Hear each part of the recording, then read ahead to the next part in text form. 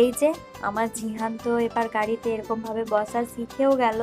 আমি ভাবছিলাম একটা বেল্ট নেবো ওকে ক্যারি করার জন্য, কিন্তু দেখছি ও ভালোভাবেই বসতে পারছে। বসে আবার ওর আব্বুকে সুন্দর মতো দুই সাইড দিয়ে ধরছে। আসলে আমাদের একটা জন্মদিন বাড়িতে নিমন্ত্রণ ছিল, সেখানেই যাচ্ছি। আমার একটা ছোট্ট ভাইয়ের জন্মদিন। এই যে চলেও এসেছি, আর আমরা নাস্তাও করে নিলাম। আর এই যে এই পাকা বুড়োটাকে দেখালাম না, ওরই হলো জন্মদিন। আর আমার জিহান গিয়ে বলছে আমি গ্রিলের মধ্যে উঠবো, ওর জন্য কান্না করছিল। আর এখানে সব সুন্দরী এক কাছে। বাবারে বাবা কি পোজ!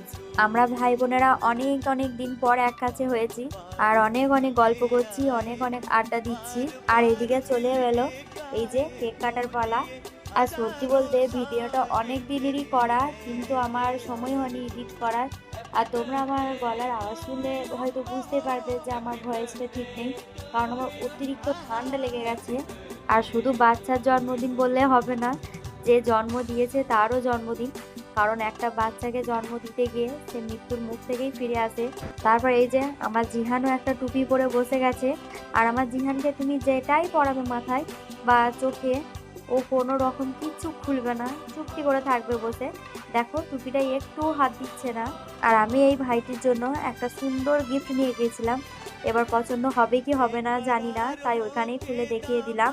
আর একটা ভালো লাগার বিষয় কি জানো তো, কাউকে কোনো জিনিস যখন আমরা গিফট হিসাবে দিই, সে যখন সেটা যত্ন সহকারে পড়ে, সেটাই সব থেকে খুশির বিষয়। আর সেটা 500 টাকা হোক বা 5 টাকা, সেটা কোনো বড় ব্যাপার না। ভালোবাসাটাই মেন জিনিস।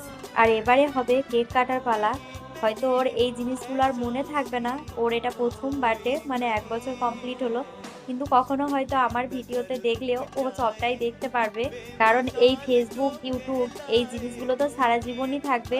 আর সারা জীবন হয়তো ভিডিওটা থেকে যাবে।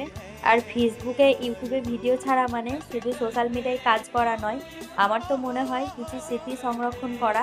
আর এদের কেক কাটার পালাটা হলো দুপুরবেলা, কারণ সবাই তো বাড়ি চলে যাবে, আর আমি তো ছোট বাচ্চা নিয়ে এসেছি, আমাকে তো দিন দিনই বেরোতে হবে। আর এদিকে আমাদের খাওয়া দাওয়া স্টার্ট হয়ে গেছিল। আর সবশেষে একটা কথাই বলবো, বাচ্চাটির জন্য অনেক দোয়া ও আশীর্বাদ করো, যেন ও একটা ভালো মানুষ হতে পারে। আর সবশেষে একটা কথাই বলবো, চ্যানেলটা একটু সাবস্ক্রাইব করে পাশে থেকো।